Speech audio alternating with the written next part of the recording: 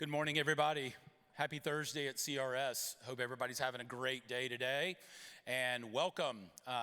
This is the second of three research presentations for CRS. This morning, you are going to see a great presentation from SRS and our partners there. I want to give, while you're standing here, Justin Chase a special round of applause, please. Justin Chase, yeah.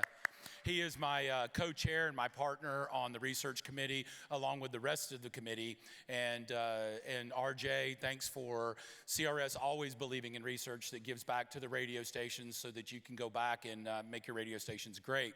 So this morning we are going to present the perceptual study, and just a couple of notes. One, in a couple of days, the study will be up on the CRS website. This morning we are also using AI to do a summary. That will be immediately following this session. So we always see people taking frantic notes or pictures of the screens. You can still do that, but just know there will be a full AI summary available immediately after that. So just make sure that there's some great takeaways here. That's always the goal, is how we can take things out of this project and go back and make your radio stations or your companies better. So we've only got 50 minutes, so let's get into the data. Ladies and gentlemen, the gentleman from SRS. Thanks, Clay. Good morning. Good morning. Everyone wake up. We have some great data to share with you today. As we dig into the findings, if you have a question for us as you're looking at the findings that we're sharing today, you have a question, just text it to the number on the screen, and then we will leave some time for questions. RJ will pepper us with questions that you have.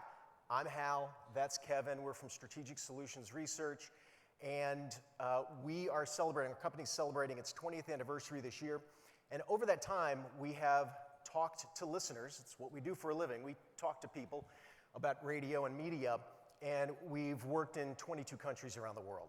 We've talked to a lot of people around the planet, but there's nothing quite like talking to a country music fan, right, Kevin? Well, part of the reason we love talking with country fans is they'll tell you what they think, right? You don't have to peel the onion back very far. They're very honest, they're very forthright, so you get right to the answers. And one of the things that we wanted to do in this study is we wanted to do it a little bit different.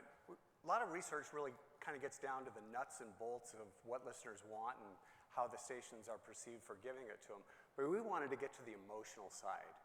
And that's a little bit difficult to get at, especially in other formats. But in country, they wear it on their sleeve, and country becomes part of who they are. And we thought this is a great opportunity to actually get in and get some emotion and how people are attached to country.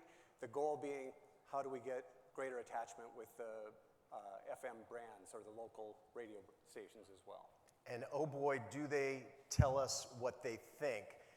This was a two-phase project. Let me go back to that and map out the two phases that we had. We did one-on-one video discussions. We call them video blogs. People could contribute their answers, their comments, as they go about their normal day. So we're seeing them in their natural habitat. So you're going to see listeners from the UPS loading dock in their office. One woman just dropped off their kids at school. So we have those discussions with 50 country music fans.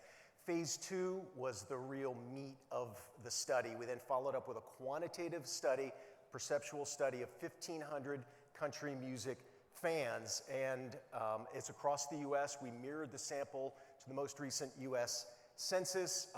Important to note that we did not quota for country radio music P1s. We let them fall naturally by age, gender, and region. And the profile of that sample, 100% radio listeners. Keep that in mind when we look at the streaming numbers. We didn't quota for streaming or require streaming, but you will see those streaming numbers, and they're large. 18 to 54 years old, 50-50 male-female.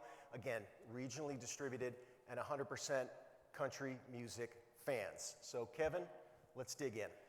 So first thing we wanted to get at is, why do people love country music? And what is it that they love about country music? This is really kind of getting at the emotion, and I'm going to show you some video here in a second. First and foremost, it's uplifting, it's fun. It makes them feel good. Those were main drivers as far as what the emotion was that they were looking for. Second is that they love the storytelling. And I will say that country listeners, more than other formats, really listen to the lyrics. They're getting those stories. And it's relatable. The thing that they really love is they can relate to a lot of those stories because they went through that experience themselves or they know somebody that went through that experience. The third thing is emotional connection. And whether it's a book or a movie or a good song, you want to make them feel something. Make them laugh, make them cry, make them mad, make them sad. But if it's going to be good and long-lasting, you got to make them feel. And country music gives them the feels. Nostalgia and memories comes back a lot in these open-ended questions. And as we'll get into, when we go into the music, you'll see that it's a very contemporary format, obviously. How does nostalgia play in that? You're not playing a lot of the older songs, but nostalgia keeps coming up. And it's because they remember themselves going through experiences like are in those songs. Again, it comes back to understanding the stories in those songs. And then the other one is nostalgia and roots. A lot of people grew up listening to country. Their parents listened to country, siblings, their friend groups. So they have ties to it. And even though they may have moved away, maybe living in the city now, when they hear country, it takes them back to that comfort, the place where they actually started with this. So let's take a look at some of the responses they got about what they love about country music.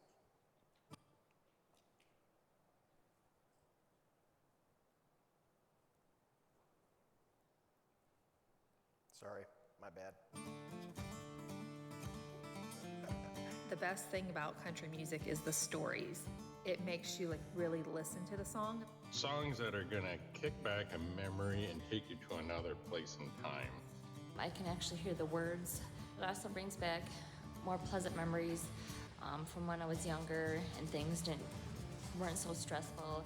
The number of emotional connections that I have to it. The music is written to relate to things that have happened in my life. Country music makes me think a little bit more. It's the whole Southern culture that it has. It's very passionate, it's very fun, it's very exciting. It makes me feel happy and joyful, and I just love singing throughout the day. Okay, so you definitely see where people are coming at this from a little different angle. If people are living in that happy bubble, it reinforces what they're feeling. They're happy, right? Those uplifting feelings. There was the woman who was working on the UPS dock who really was not living in a very happy bubble, but it still makes her feel better, right? So that's the beauty of country. And again, it's on an emotional level. So let's talk about engagement. Again, we did not screen for P1s, but everybody that's in our sample really likes country music. And nearly 2/3 of the people listen most to country, okay? Some are more pass-through listeners. One of the things that we found very interesting is only 16% are exclusive country listeners. And I think this is one of the misnomers about country listeners. Some people would believe that once you become a country listener, you're down that path and that's all you listen to, and that's just not the case. It's just, they're going to other formats as well. About 60% of the people that we talk to say they've been a fan of country music for more than 10 years. This is a really important aspect to know because the people that have been listening for a long period have different tastes and different attitudes about country. And we'll kind of go through some of that when we get into the music a little bit later today. The other thing about country is the people that are listening, it's not just what they listen to, it's a part of their identity. It's a tribe, it's a family. People who listen, who meet other people who like country, relate to them more, it's a commonality. So that's one of the things that's different. We asked about, are you listening more or less to country today compared to 6 months ago? And there's really good news, there's good momentum. Over half the people we talk to are listening to country more today than 6 months ago. Great, okay. Let's dig into why radio listeners, radio users are also streaming country. All right, 8 out of 10 are using streaming services. So remember what I said at the beginning, we screened to make sure this universe, this is a life group of radio users, yet 8 out of 10 are streaming. So they know how to use their phone to access the music they like. They know how to use their smart speaker. It's something to keep in mind. YouTube, 7 out of 10 stream country through YouTube. And then social media, 4 out of 10 All right, 1 out of 3 own their own music collection. Interesting to note, we're going to profile fans of classic country, the people that like the older gold from the 80s and 90s. They index higher for owning their own music collection, 1 out of 3. And then you can see TikTok and the rest, Sirius XM, 1 out of 5. Let's dig into that a little more deeply, and you look at the streaming services right at the top. And what do you see there as you look across the age groups? Streaming services and YouTube are not just for the young. Even 45 to 54s are using these methods to listen. So streaming's not just for the young folks. Where we are seeing differences by age are with social media and TikTok listening. That usage on social is much lower among 45, 54. And then listening, people that use their own music collection, indexes among older, long-time country listeners. Okay, in terms of country music streaming, who's winning the battle right now? Spotify leads 2-1 over Pandora and Apple Music. 2 out of 3 have paid subscriptions to DSPs. And if your hope is, hey, we're going to stick to our strengths, we're going to pull people from these paid subscriptions and come to radio because it's free, that's not where you want to focus your energies, because 8 out of 10 are not currently considering canceling their paid subscriptions. They're pretty cool with it. There's no subscription fatigue with those people. But where is the low-hanging fruit?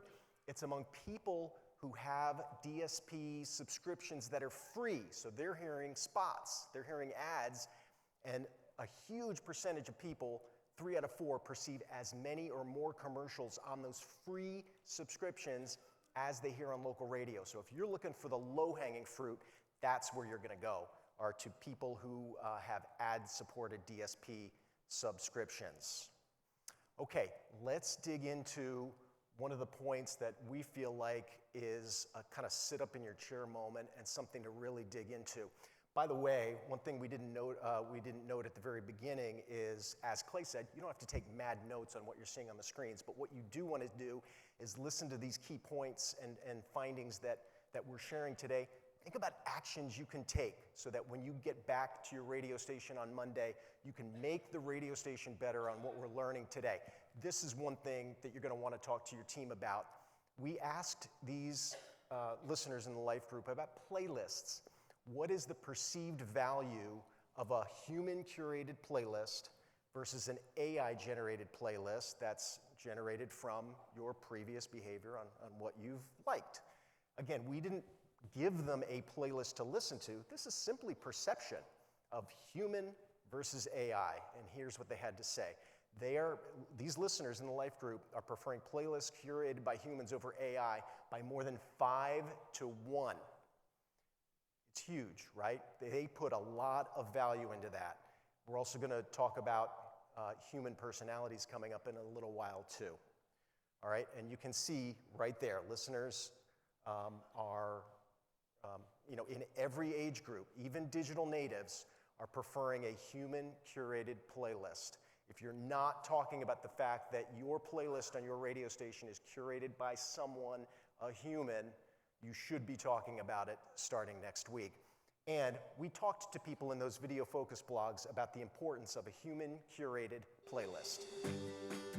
For radio, I would prefer to have a playlist done by a human, just because then you get a variety of different types of country music. It's not going to be the same sound throughout the whole program. So when you have the human turn on it, then you get a bigger variety of music, which makes your playlist better. I think it's important to also have that human judgment element, especially like knowing your locale, knowing the people who live in your area, because definitely different regions might have different favorites. I would have to say, whenever you have a human thinking about it, they're looking at the data, they're analyzing it, they understand how it works. It's a little bit better. It's got more of a human's touch. If it's an AI-driven playlist, you're getting more of what that system wants you to listen to. So let's talk about local country radio listeners. What have we learned in this study? 8 out of 10 are listening to local country radio via an FM device, pretty much in their car, right? So it's not 9 out of 10 anymore, like we've seen over the years. Interestingly, 2 out of 3 are streaming through an app on their phone. All right, and we know that app usage will drive daily occasions, what we've seen in other studies.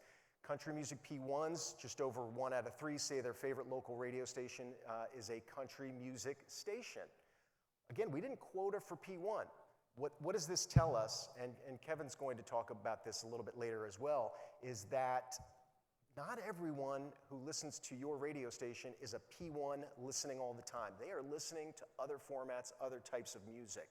So let's keep that in mind as we move forward. Where are they listening? 4 out of 10 listen to country radio most in their vehicle. I think you probably would have guessed that vehicle usage would be the #1 place where people are spending the most time with local country radio. At-home usage, perceptually, when we ask perceptually, at-home usage isn't actually far behind. But the thing that really stuck out to us is only 17%, less than 1 out of 5, are listening most at work. And we know there's a lot of potential at-work usage time. And what we know these days is winning that at-work usage is a lot different than it used to be. In the old days, there was a work controller, someone in the office who would control that FM radio that everyone in the office would listen to. Those days are gone. If you want to earn at-work P1s, you have to do it person by person by person, because everyone is able to control, the great majority of people are able to control what they listen to during the workday. One of the reasons why that is also so important is where streaming listening, they're listening most at home, okay? So we have a battle going on there in the home, and if we don't have that work, we could be in for some waves in ratings, right? Just depending on where the meters or the diaries land. Absolutely.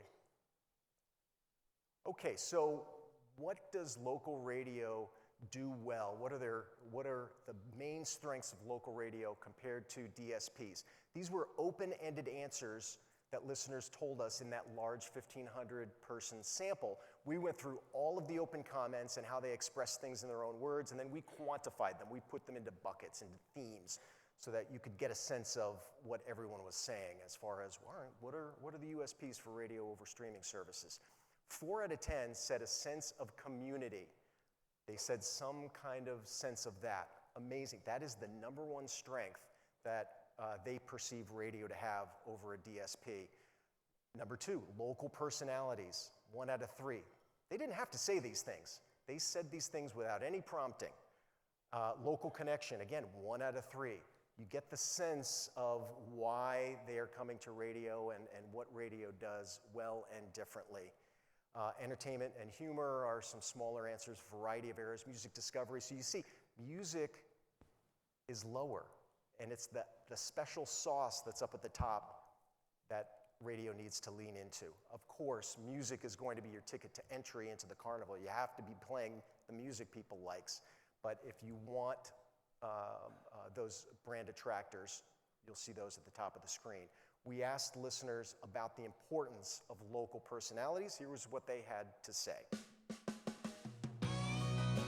Local radio stations can really play a huge part in their community, and I want to hear the same businesses that are sponsoring a little league team in the community, and you can absolutely tell the difference. I just like that you get the music, and I love that, but I also love the personalities and how you get a hint of like the local flavor and local talking points, and you get to hear that. It makes the station feel more personal and trustworthy than a generic national broadcast. Local really means just having your heart in this area, where you're from, where the roots are. It's having a similar shared experience growing up, similar life, and just make the listener feel like they're not alone one way or the other. And I feel like local can really bring that together for country. That makes you feel like you're a part of something, right? It's all about community. It's all about connection. It's all about, we all have this similar interest, representing the community and feeling like we have this connection.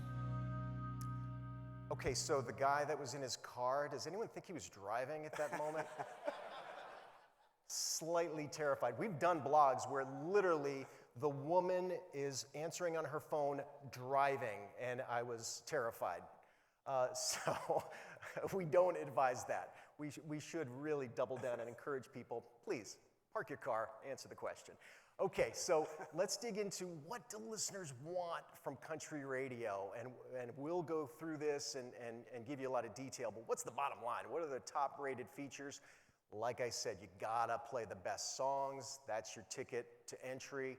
But after that, it's about real personalities, not AI-generated voices. It's the number 2 listener benefit in the whole thing. Number 3, good variety of newer and older country songs. New music discovery, still important, and we're going to show you radio still gets a lot of credit for that. People count on us to introduce new songs, new artists, and playing the best new country music. Those smasheroonies that come across your desk, they want you to introduce them to what you feel like are really the best. So let's dig into this a little bit more. And like I said, I mean, those are at the top. The key listener benefits are at the top in green. You see those 5. Which is a mix of music, but it's also the real personalities, not the AI-generated voices. And the percentages here are the percentage of people in the life group that answered 8 to 10 on that 10-point rating scale. So those items at the top where you're getting 3 out of 4 people talking about the importance of real personalities, not AI-generated voices. 3 out of 4 rated that an 8 to a 10. That is vitally important to those people. So can't communicate that strongly enough. So every once in a while, we get something that comes back in the data that makes us go, what? And this is one of those things. We were not expecting it to be near that high. It's not like country listeners are hearing a ton of AI-generated voices, or at least that we know about. So it's a reaction to the idea of that. And so there would be some resistance, I think, for some stations that were trying that. So you see, real personalities is more important than the live and local. Not to say live and local isn't important. It's still a secondary benefit. But compared to the real personalities, that's a hot button. And I'll say it goes beyond a slogan. It's not about you going back to your radio station, going on the air and putting a slogan on and checking that off the action plan. Well, that's done. No, it's really about doing the hard work of organically integrating demonstrations that, hey, there's a human on the other side here that's adding that special sauce between the songs. Okay, so as I said, live and local is still important. Note that 3rd arrow toward the bottom, hosts live broadcasting from your area. It actually, if it isn't as important that the host is in that listener's area code. What is important is giving that listener a sense that they are feeling more connected to their community because of that host, wherever that host may be. So it's the content. It's not the geography, right? It's not the geography of the host. It's the content that they bring. Absolutely. We said a minute ago, only 17% are listening to radio most at work. And you can see here 66% name at work being best to listen to during the workday as they're going about their workday is important. It's a secondary benefit. Okay, so that's an action, is how can we fuel more at-work usage? Okay, the other point we want to display here is look at how much more important keeping you connected locally is to having a major connection to Nashville. It's more about my community, not just what's happening with the stars in Nashville.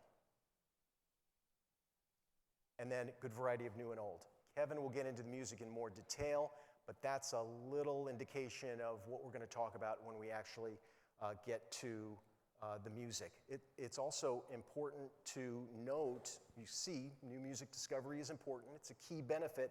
It's even an important benefit for longtime country fans.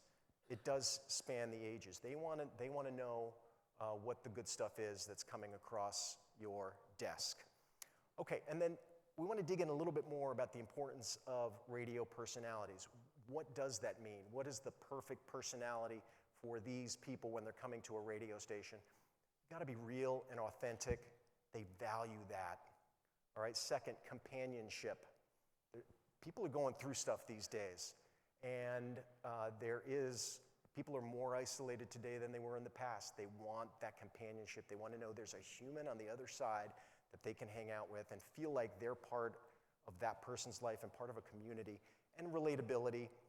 Stations with those engaging hosts are seen as more relatable, reinforcing an audience connection And yes, we did ask in those video focus blogs about the importance of radio personalities, and here's what they had to say. I like their humor. They're kind of relatable. I like the way they kind of pick on each other. There's a fun dynamic, and I think the dynamic is what makes it fun to listen to. They make fun of themselves, you know, and it's just, again, a lot more relatable than someone that's really, really far away. My mornings just wouldn't feel right without like a part. One of the local radio personalities that I like is our local man, Dan. He is really funny, and he's just nice and welcoming. I just like that he is always really funny. It's like you're having a conversation with. They make you feel like you're a part of the conversation. She's much more about the community life in South Florida. She'll be really into it with the listeners, not just on the radio, by the way, but also social media. So she has more of that next door vibe, as though she's like one of us. They talk about just everyday life, and it just makes the mornings better. They're very relatable and honest, and it just makes me want to keep listening. We've got to find out who that local man Dan is and give him some props. It gets our attention when we do focus blogs and without any prompting, a listener is mentioning a host by name. That gets a research geek like us, that gets our attention. So if you have a question, just a reminder, this is the number that you can text to. RJ will be going through those at the end, and we should have a few minutes in which we can answer a few questions. Okay. All right, we want to look into the music a little bit, and we are approaching this from a few different ways. First is the new music versus the older music. As you can imagine, there's some different quadrants of country listeners that might lean one way or the other. We want to find out as a whole where the puck is going. New music discovery. Where are listeners going to discover new music? Is streaming, is social taking over, or has radio still got a place? One of the things that has happened, obviously, in country a lot in recent years is the collaborations with the artists coming from other genres and collaborating with country artists. We wanted to find out how country listeners were reacting to that. Did they like it? And we took it a step further, and this came out of the discussion groups that we were having. Those artists, and the one that they kept spitting back to us is Beyonce, who came from another genre, put out a country album. So we wanted to find out exactly how they feel about that when a country artist isn't involved, okay? And then we look at social media. The songs that they hear on social media, are they hearing enough, too much, or about the right amount of those kinds of songs on their favorite local country station? So let's get into the older and newer. The way that we got at this is we said, okay, you can hear music from a lot of different time periods. We're going to give you a list, popular songs from the 80s, popular songs from the 90s, all the way up to new songs that are just coming out. What we want you to do is rank those and how important they are for you when you listen to your favorite local country station. So we're basically putting them in charge. What's most important? And the things that come back at the top are today's top chart hits, new songs that are just becoming popular, and songs that became popular in the past 5 years. The numbers that you're looking at there is the percentage of people that put those three categories of music in their top three. And that, I'll show you by age and long-term listeners versus short-term listeners, it's pretty universal. This is a very contemporary format, right? They want that new music. There's a good second tier, songs from the past 5 to 10 years, early 2000 songs, and songs that are older than 10 years. They still like that. It's just not as important as the new music. I want to make that really clear, is they still like that. There's an audience for that older gold. Then it kind of comes down to another level where you get down to 90s and 80s songs. There's appetite for that music among some of the country listeners. We'll break that down a little bit separately, okay? So if you look at it by age, 18 to 34, as you would imagine, the contemporary styles are at the top, and by a bigger difference over the gold. So it's still the contemporary styles, but you could still make an argument that in smaller doses, they still want to hear the gold, right? If you look at 35, 54 country listeners, it's still the contemporary that's at the top, the higher percentage of people that are putting those in their top three. Okay? That may be surprising to some. What difference we do see is the 90s songs goes from the bottom of the list to the mid-pack, because they have more history. They've been around longer. They've been listening to country longer. They were there when Garth Brooks came out, Alan Jackson, all those big artists in the 90s when new country really had that breakthrough. And those songs still mean a lot to them. So those are the primary differences. We wanted to dig a little bit further on this and look at not all country listeners created equal. And we said, okay, not everybody can love those contemporary songs. If it is, could you just be all new country, and would that be the biggest opportunity? And so we took the people that just put the top contemporary songs in their top 3. We call those new country fans. And when we did it that way, it's only 24% of all the country people we talk to. So it's a misnomer. Don't think that just playing new country is going to give you the biggest audience.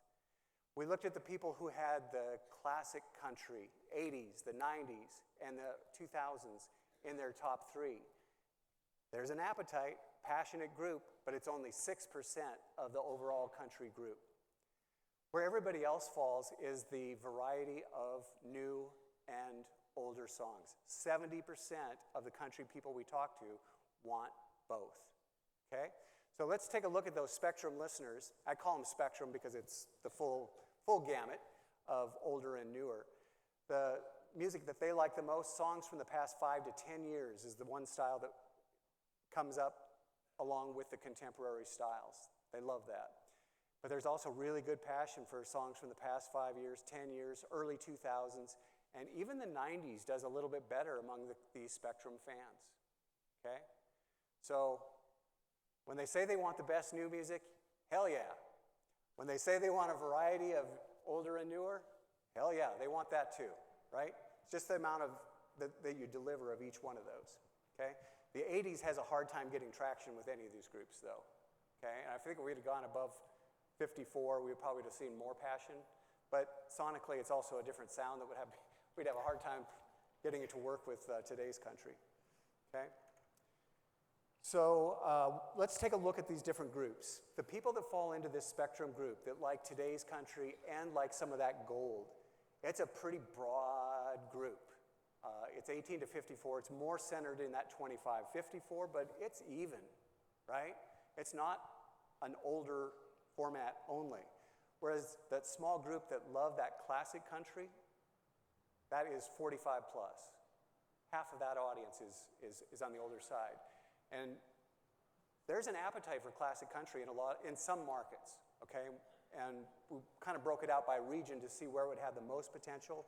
And again, when you look at this nationally, where we saw the biggest appetite for that classic country is in the South, then in the West, and then much less so when you get into Midwest or the Northeast, okay? We asked if your favorite country station is giving you country music the way you like it, and you get a resounding 94% saying yes, it's excellent or very good, just the way we like it now. But we wouldn't be satisfied with that. We had to prod a little bit more to find out if there's ways that we could make it a little bit better. So we took those eras, those time periods of music, and we say, do you hear too much, too little, or are you hearing just the right amount on your favorite country station? And for the most part, people think that they're getting about the right amount of each of those kinds of music, okay? From the top songs from today down to gold through the 2000s. Where you start to see some differences is when you get down into the 90s. You got a third of the people then that say there's not quite enough of the songs from the 90s. Songs older than 10 years, a third are saying there's not enough. And then the songs from the 80s, not enough of that either. Okay, well that makes sense. It's fairly absent from most stations today, right? If you break it apart and you look at where that vote is coming from, you can imagine that the most vocal point or people that are saying that there's not enough of the older country are those classic country fans. That small group that loves the 90s and loves the 80s and loves the 2000s. Over half of them are saying there's not enough of that, right? So they're searching, they're looking, they're trying to find a little bit more of that. These people you probably run into when you're out in the street and they're telling you about what they like. They're very vocal, they're very passionate about that 90s country in particular.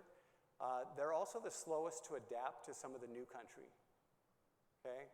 They're saying 39% are saying new songs just became popular. Slow your roll, baby. The pop crossover, they're the most resistant to that. They like the traditional sound, and they're not as open to that. But again, you got to keep in mind, it's a vocal group that's a small part of the overall country listening. Let's talk about new music. We want to find out, where do you discover new music? We saw how rampant streaming is among country listeners. And country radio is still leading as the choice for where people are discovering new music by more than 2 to 1. So lean into it. You got it. That's where people are finding out about new music. Okay? We wanted to find out about those collaborations where people come from other genres, they team up with a country star and put out these songs. And we asked if you like it, do you love it, neutral, don't like it. And it's overwhelmingly positive. 58% say they love it, okay? And there were a lot of listeners that we talked to who came into country because they heard some of these artists that came from other genres that teamed up. They say, I like that. And then they started listening to country, and then they're liking the other stuff. So it does broaden the circle for country. We asked about the pop artists or artists from other genres that come over and do a country album and what they think about that. And for the most part, and we even gave the example of Beyonce, for the most part, they were favorable toward hearing that as well. It broadens the circle. They don't have an absolute no to it, except for a small group of people. There's 20% that say no. And I love what Ashley said, stay in your lane. Country should be country and pop should be pop. So the takeaway that we get from this is it's okay to have pop or artists from other genres doing country. They get a lot more buy-in with credibility from the big country stars. We asked about country songs that you hear on social media and how often you hear those on your favorite country station. Are you hearing it too much, too little, about the right amount? And most people think it's about the right amount. There is not a huge amount of people that are saying that they're hearing that too much. Okay? Great. We have a few more findings we want to share with you. We'll summarize, then we'll go over an action plan, and then we'll open it up for question and answer. Let's talk about contests. We are in, and have been for the past couple of years, what we call the golden age of contesting for radio. If you think about society as a whole, there's a lot of gamification happening all over the place with betting apps and, I mean, you name it, all over social media, surveys. There's gamification all through our culture. You definitely see it here. Over half of the people in the life group have participated in a contest, and if they haven't participated, 1 out of 3 enjoy it passively. They like listening along to it. That's massive. It's a plus. It's definitely brand additive. We then asked about the appeal of different prizes and different cash amounts specifically. We know cash is king, but how do you get more out of a limited budget? It's much more valuable to have multiple $1,000 winners than it is to have one $10,000 winner. What do you see at number 2? Gas cards and grocery cards, right? We know inflation is an issue that's weighing listeners down and consumers down.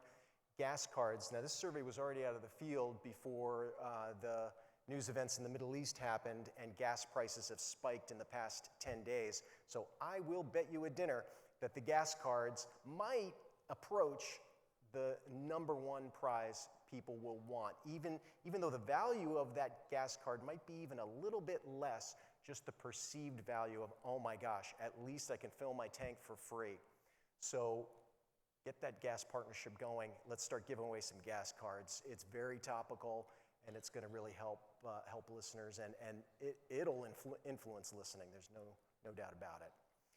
We then asked, is radio just too predictable? Is it too meh? Or do you still find that there's fun and spontaneity happening when you listen? And the majority are happy with where we are in terms of a balance. You can see 4 out of 10 feel like there's fun, there's spontaneousness that they enjoy. Another 1 out of 3 feels like there's a good balance going on there. But the one thing we do want to highlight there is that almost 1 out of 5 feel like, yeah, radio's become a little too conservative and predictable. So again, when you think about your action plan, you're sitting down at your desk, you're sitting down with your team in the next couple of days, attack yourself. look at it, zero-base everything, listen to your radio station by stepping back for a minute and saying, are we doing this because we've always done this in this way? Freshen things up and be smart about it, but freshen things up and the listeners will really appreciate it. And then in closing, we ask open-ended, what would you change about local country radio if you were the boss and you could change something? And like I said, open-ended answers, we quantified them. Number one, more music variety. Kevin detailed what Spectrum country fans really value, and they do value that variety, and that's coming back in the open comments. 1 out of 5 said less commercials. I know you want to roll your eyes. Come on, Hal. I know everyone always says we're playing too many commercials. But let's stop for a minute and say, okay, consistently we see the number one thing that radio could do differently to improve its performance with consumers is playing less ads. So we need to have a conversation in the industry about how do we reduce our reliance on spots? How do we do more brand partnerships and tie in with sponsors in ways where we don't need to add another minute of inventory to that hour and we still can make the money we need to make? We need to move outside of that box, and it needs to be a priority. More contests, all right? They want more cowbell. Give them the cowbell. And then more classics, community connection, listener interaction comes up. Again, you know, those aren't big numbers compared to the other things, but again, it speaks to the value that people put in those things when unsolicited, they said, hey, I want that connection. I want that listener interaction. I want to feel like I'm with another group of humans and we're experiencing something together. All right, Kevin will take us home with the summary of the key points. Okay, real quickly. First of all, country, the state of country today, looking good. Over half the people we talk to across the nation say they're listening more to country today than they were 6 months ago. By the way, I didn't mention this when we were going through it, but you definitely see some people looking at country as kind of a seasonal listen. I don't know how many times we heard people say that in the summer, for some reason, they turn it up and they crank it up loud. The people that are listening to multiple formats tend to be more focused on country during the summer months. I don't know why that is, but it fits into their lifestyle more. 2, primary drivers for country music, it's emotion. It's emotion. It's uplifting. It makes them feel good. It's the storytelling. They love those stories. The relatability of those lyrics to their own lives. You heard the one guy even say, it seems like the songs are written for me, about me. And then the emotional connection. You know, if we're running a race, one of the things we're looking for is connection to our country brands. The music is such a great start for that because they have the connection to that already. Country music is a part of their identity. It's deeply personal. 54% of the people that we talk to say that that is a part of their identity. And we've got a lot of long-term listeners as well. Streaming is here. It's not going away. And they're streaming to listen to country. So we've got to really wake up and make sure that we go to where the people are. And I would say, if you have an app, that's great. Don't assume that people are using it. Don't assume that they know how to use it. And don't assume that they know that they can use it to listen to you. Because we did a lot of tracking on companies that actually put apps in. And while the familiarity and awareness grows, and then the download grows, then you start to see. But those two things the familiarity and the download have to happen. And there's a lot of people out there that still don't know about those apps. So keep that message out there and how it benefits the listener. Double down on the unique values of radio.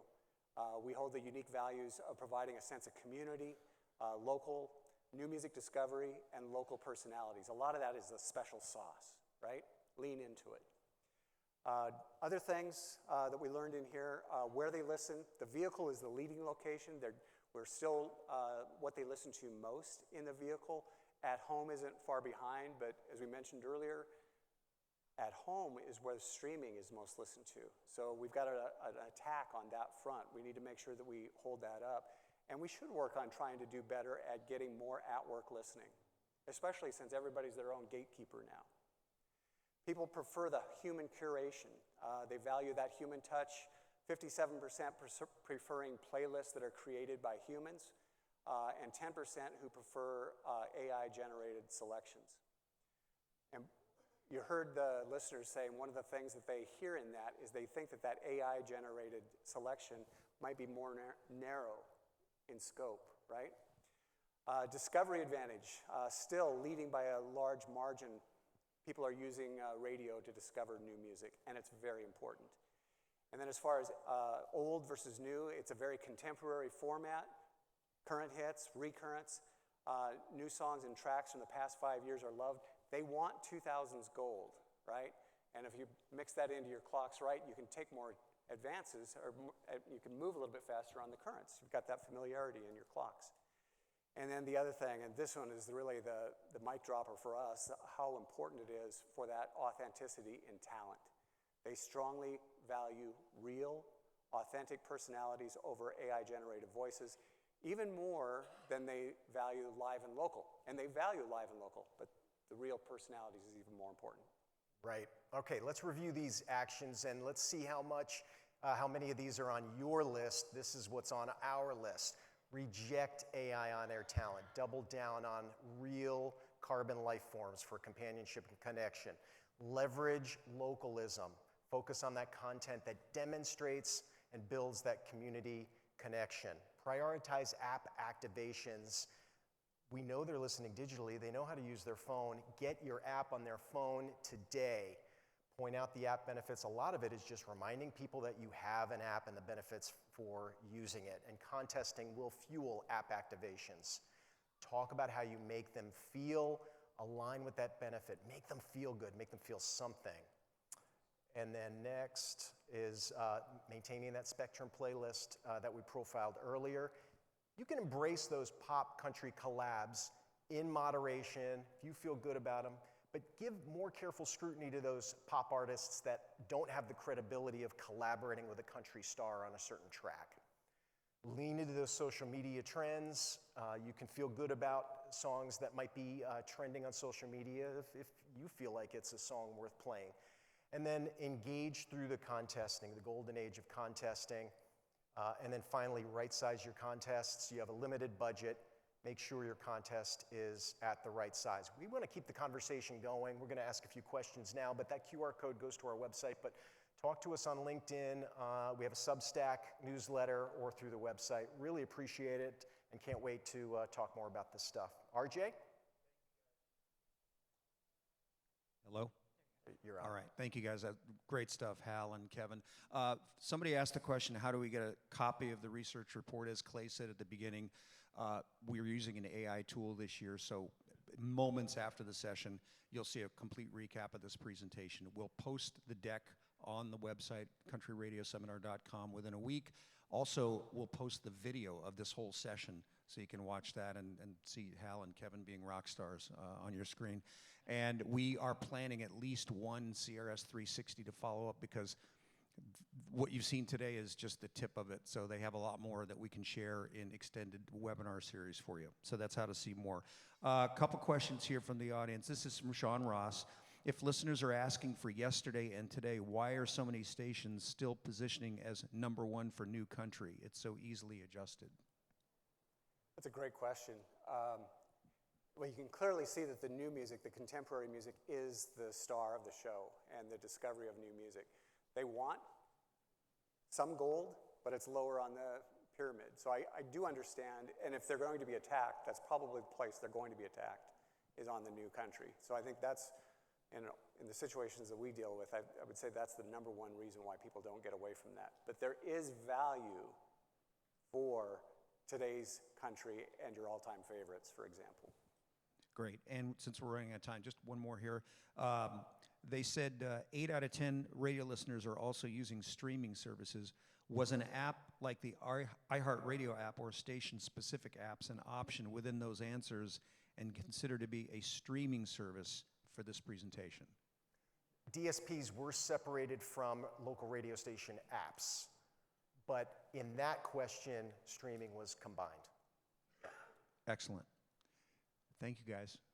Thanks, everybody, for being Thank here. you. Thank you. Thank you.